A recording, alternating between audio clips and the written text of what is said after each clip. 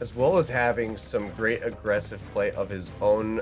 Frozen Xerath would be very slow when he's channeling his abilities, would leave him susceptible to those bindings with Pool, but actually flips over to Cho'Gath. And I believe that this is a first for this tournament, if I'm correct. Well, let's take a look at the runes and masteries here. Runes for Frozen, HP per level, magic penetration, AP, and MR. Pretty standard there. Once again, I don't think these are actually the masteries that he's using. These are the exact same masteries as last time, and he still has that extra point in allowing his allies to deal more damage. A little bit questionable, but we'll see if these. And once again, I'm not sure if these are actually the runes. This is his only mastery page, but let's go ahead and check out Wolf's runes. That is going to be flat HP. Is that hybrid penetration and then ability power? I want to say that that's actually magic resistance mixed in there, but I can't actually read Korean. Big surprise. Well, I can, but it's actually terrible, so I'm just going to assume that that is a little bit of ability power mixed in with a fair amount of HP and then penetration stats. I happen to agree with you.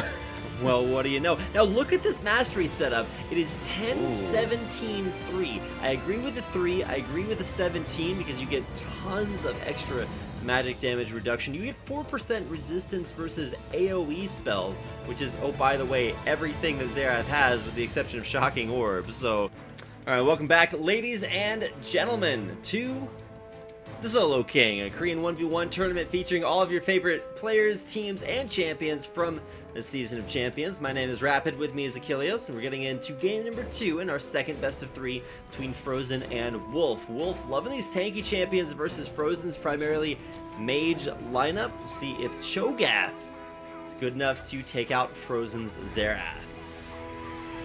Yeah, it's certainly going to be an extremely interesting matchup as we can see Frozen being a little bit slow to get out of the gate. Both opting to go with Crystalline Flask, no surprise there. Very much the go-to first item pick for really any of these characters coming in. I believe we've only seen one stray away from that standard choice. But fairly unsurprising so far. He is just taking his time getting out, but Wolf is just having a ball in the mid lane, a push toward Frozen's turret, just spamming all of his emotes as quickly as he possibly can. What Wolf could do is just walk up, auto-attack the turret twice, die, respawn back in base, get his extra potion, and have some extra turret damage done. But this game is primarily going to be one, I feel, off of CS. I don't think there's any way that Frozen will really ever have kill potential onto Wolf if he goes for, you know, the standard magic resistance stacking debuff, or not debuff, but just magic resistance stacking defensive build. And with that having success in game number 2, we'll see if Frozen has been able to, you know, sort of figure out a way around just playing that passive farm style, which didn't work out in game 1. Well, yeah, if he doesn't want to go for the passive style and he wants to play more aggressively, he's going to have to do it extremely early before Wolf really gets beefy.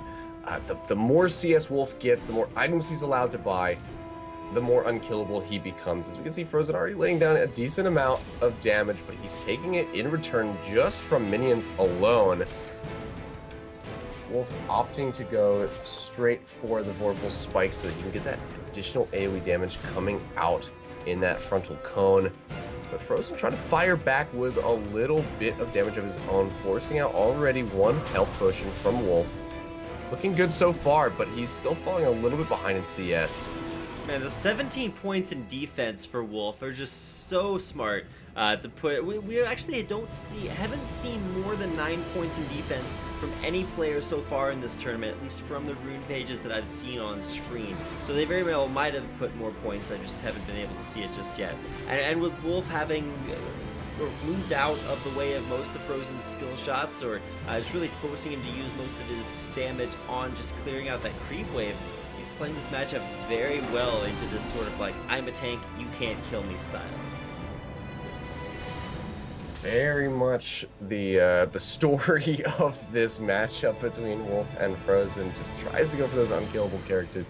As we see though, being taken almost excruciatingly low, taking a little bit more harass from Frozen right there. Shocking Does Orb, recover and a this bit, game ends.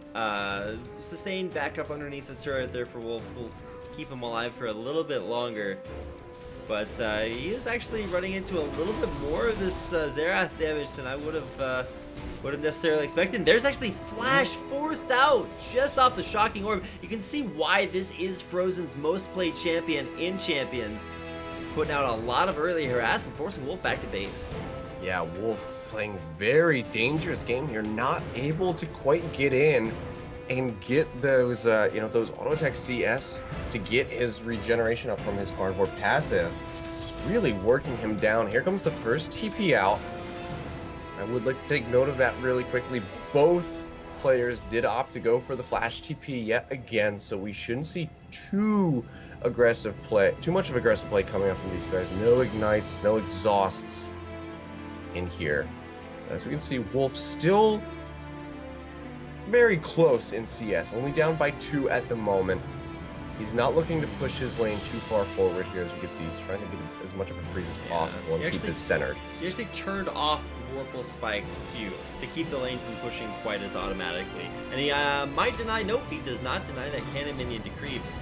But at the same time, he went for Doran's ring on his first trip back to base, which is actually kind of interesting because in game number 1, we saw him just go for that full tank build instead of picking up any real damage items, and that's kind of what I expected to see here, but you can see that harass continuing to come in here. Frozen really putting on the pressure. And working him down to half HP, as we can see, the his Shriek right there not quite doing enough damage from the Feral Scream to work Frozen down. Most of his damage coming out from the Vorpal spikes actually, but he is just getting chunked down. Frozen just absolutely ripping through him. He's back down to half HP, now sub 50%, and this is starting to look a little bit scary for Wolf in this matchup.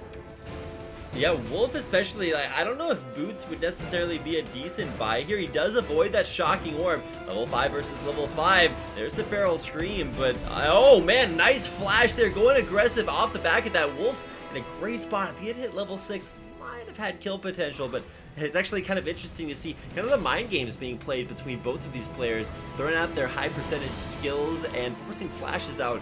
Frozen forcing that with a Shocking Orb, and that Rupture being very threatening for Wolf. You already made note of it, but Wolf, like you Oh said, no, Feral Scream for the silence. Might see it for the win. Wolf!